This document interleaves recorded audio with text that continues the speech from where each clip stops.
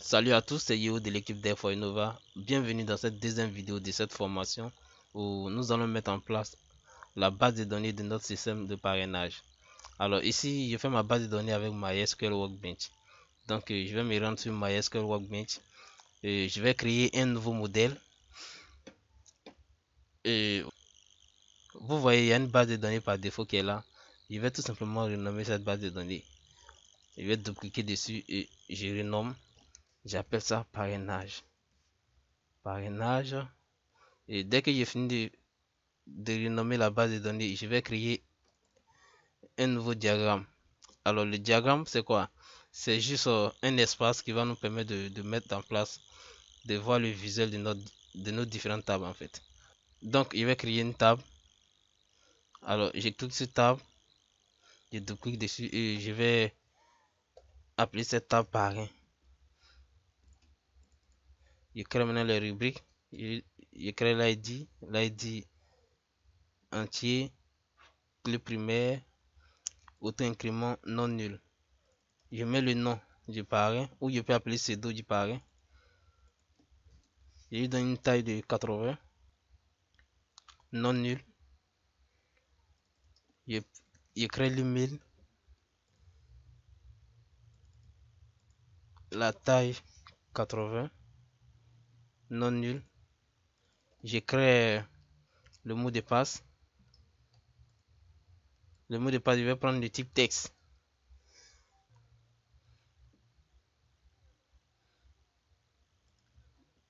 Et là, je peux prendre 200, non nul. Je peux dire que ça peut être unique, hein, unique. Voilà. Je prends maintenant une clé. La clé, en fait, c'est ça qui va me servir de générer les liens de parrainage. Donc, je vais prendre le type Vacha.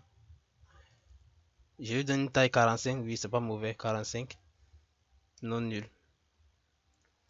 Et je vais ajouter la date de création, c'est-à-dire la date d'inscription du parrain. Là, je vais prendre datetime. Datetime, je lui donne une taille de 20 caractères, par exemple, non nul. Voilà. Donc, voici ma table parrain. Et voici les différentes rubriques. On a l'ID, nom, email, mot de passe, clé, created at.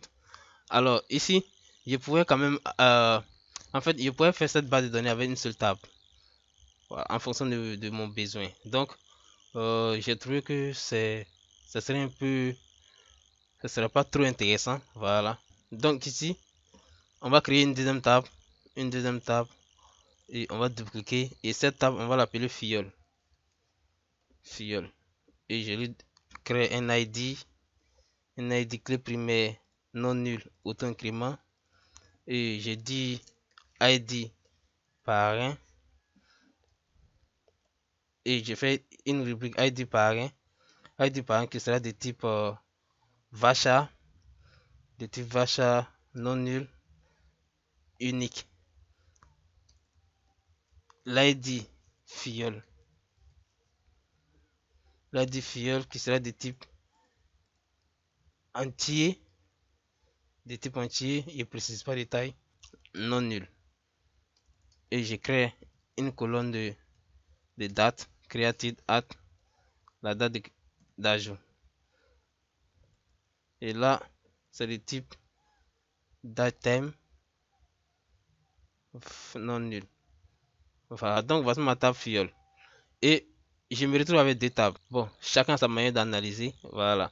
Et ça, c'est ma manière d'analyser. Ici, il fait quoi? Je pourrais faire ça en une seule table. Mais je fais en deux tables juste pour être un peu simple. Voilà.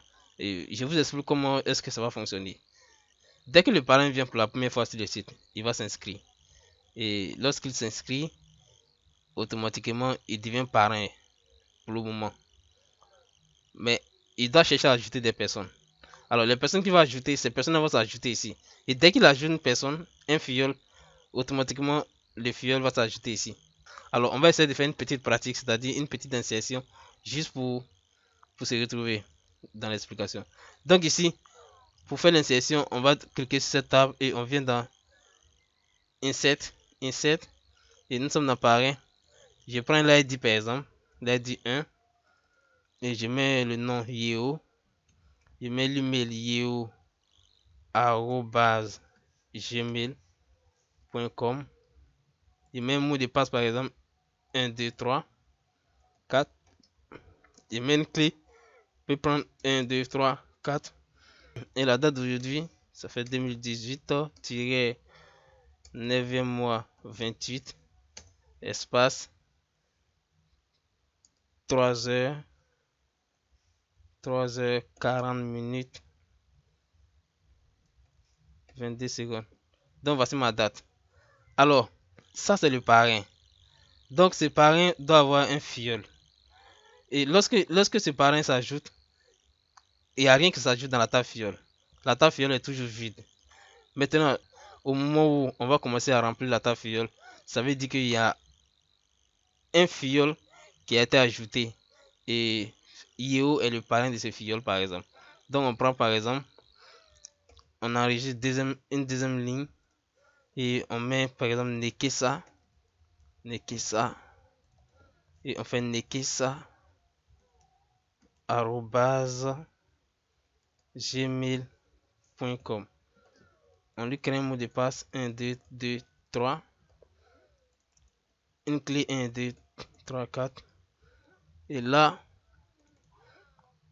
on va dire bon ok, 2018-9e mois 20, le 29e mois et à 7h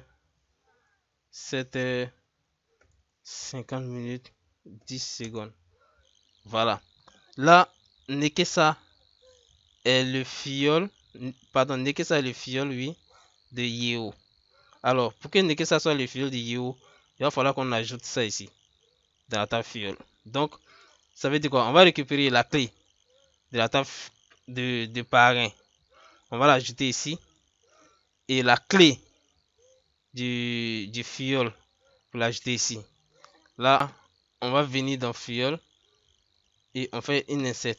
Donc ici, on prend 1 et l'ID du parrain, c'est la clé de Yeo qu'on va récupérer. Donc la clé de Yeo c'est 4 fois 0 et l'ID du filleul c'est 2. La date d'aujourd'hui c'est 2018, 9e mois de 28 à 5h.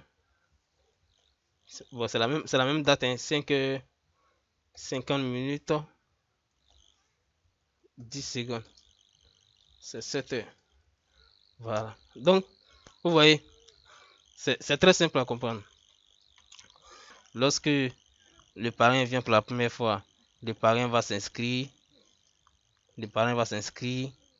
Et dès que le parrain s'inscrit, dès que le parrain Yeo s'inscrit, il n'y a rien qui s'ajoute dans la table filleule d'abord. Alors, pour que quelque chose s'ajoute, il faut qu'il y ait un filleul. Donc, il y a un filleul. Il y a le filleul de Yeo qui est Nekesa qui est venu s'inscrire. Automatiquement, la table filleule sera remplie et on récupère ici l'ID, la clé du parrain et puis l'ID du filleul en question. Du coup, on est bon. Et dans ce cas, dans la récupération, on n'a plus de soucis. Voilà. Donc ça, c'est ma manière de voir les choses. Alors, vous pouvez adapter cette base de données à n'importe quel système de parrainage. Ça dépend de vous. Voilà. Ou vous pouvez voir aussi les choses autrement. Et comme je vous ai dit, je pourrais faire ça en une seule table. C'est-à-dire quoi? Je pourrais ajouter l'ID filleul dans cette table-là. Dans la même table parrain, je pourrais ajouter l'ID filleul. Et pendant qu'il ajoute l'ID filleul, il allait toujours récupérer l'ID des filleuls. Et à chaque fois, vous allez voir, on pourrait faire la même récupération. Mais là, il est trop simple compliqué. Du coup, il détache pour être encore plus simple dans ma vision. Ceci étant, voici notre base de données, notre petite base de données pour notre système de parrainage. Alors, on se donne rendez-vous pour la prochaine vidéo où on va commencer à mettre en place l'interface et commencer à coder. Ciao!